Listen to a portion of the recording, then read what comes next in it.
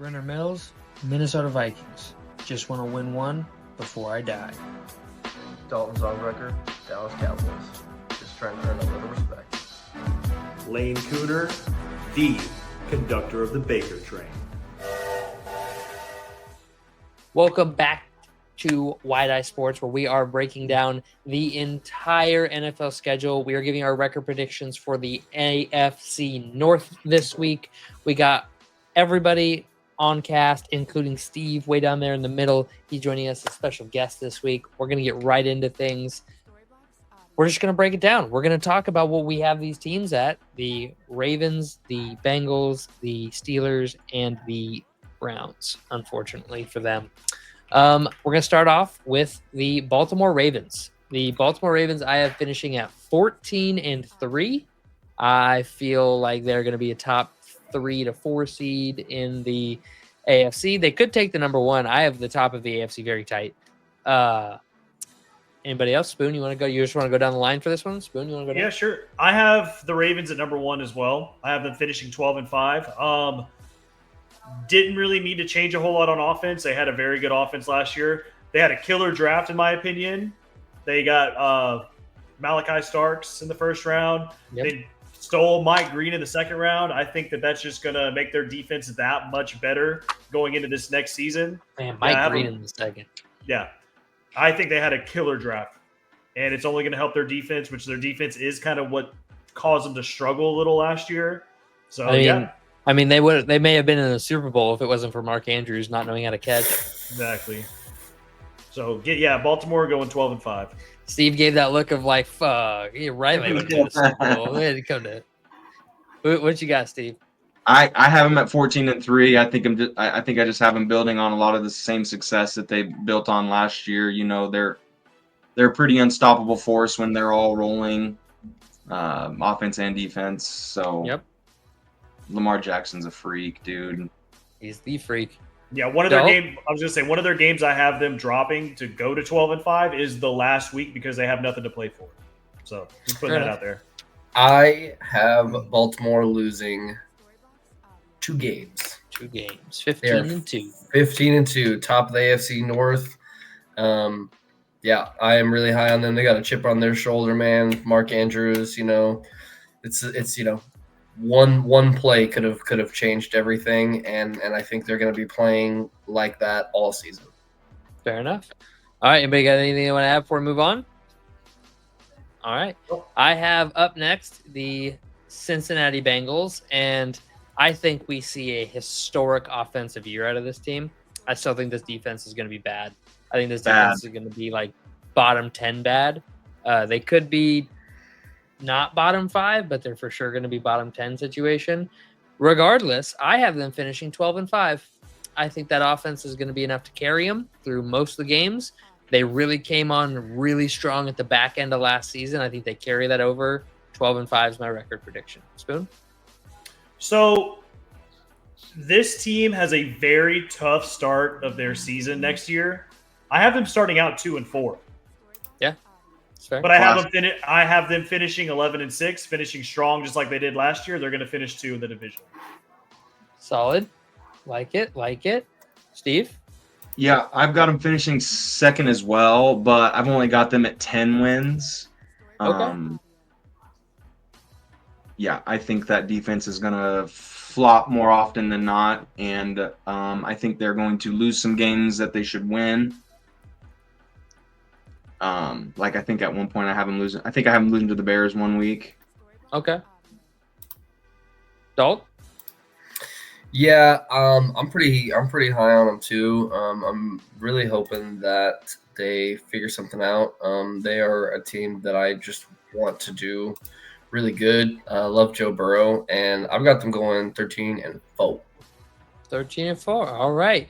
So we got a lot of second place for the Bengals. A lot of second place so far. We pretty much all have Baltimore, Cincinnati. Yeah, that's easy second place.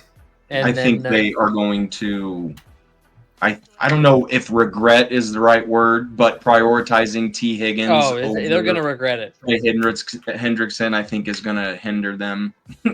Yeah, they're going to regret paying 2 receivers and a quarterback to play the game of football. But I mean, that came out though, right? That they basically went into the meeting together.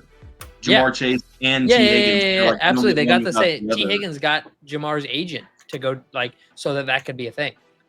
Yeah, that's crazy, bro. So I've been spouting to these two for months that they need to pick 2 of their 3 stars. They need to pick Dak, CD, or Micah. They need to pick 2 out of those 3 because you can't pay 3 people like that. And Dalton is still like, well, we could. And I'm like, you can, but you're going to be abysmal.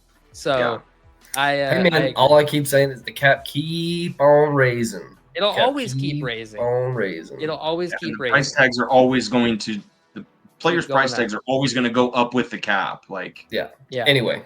Anyways, next up we have the Pittsburgh Steelers. I have them finishing at 8-9. That's with Aaron Rodgers on the team in my speculation.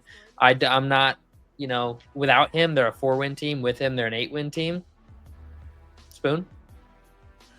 I have the Steelers finishing 5-12. With or without Rodgers? It doesn't matter. It doesn't matter. It doesn't matter to me. I'm going to hit you with this. They have a stretch. Listen to this stretch of games that they have to play next year. They play the Chargers, then the Bengals, then the Bears, then the Buffalo, then Baltimore, then Miami, then Detroit. None of those teams they're going to beat. They're going to go on a 7-game Rodgers, they're streak. beating the Bears. They're not beating the Bears. After playing the Chargers and the Bengals the 2 weeks prior, no, they're going to be so worn out, especially by the time they get to the Bears. They're playing in Chicago.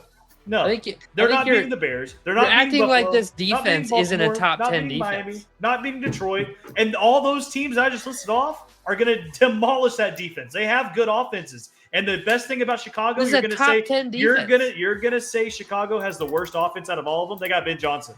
They got weapons. They got the best offensive mind in football. That is a tough schedule. I even have them beating Green Bay, and they still finished 5-12. I mean. It's a tough schedule that they have. I don't see it happening. They're beating the Jets. They're beating the Hawks. They're beating the Patriots. They're going to win at least one against the Browns. Not beating the Patriots. I don't have them beating the Hawks. Okay, I'll take the Patriots off. They're going to win one against the Browns. I think they sweep the Browns. They're going to win one of the Bengals games. They're going to win against the Bears. And they're going to win against Miami. Nope. So that's 7 wins right there. All right. Steve, they play they play at home against Miami. Sorry, but they play in Chicago. They're not winning that game. That Aaron Rodgers in Chicago will win that game. No.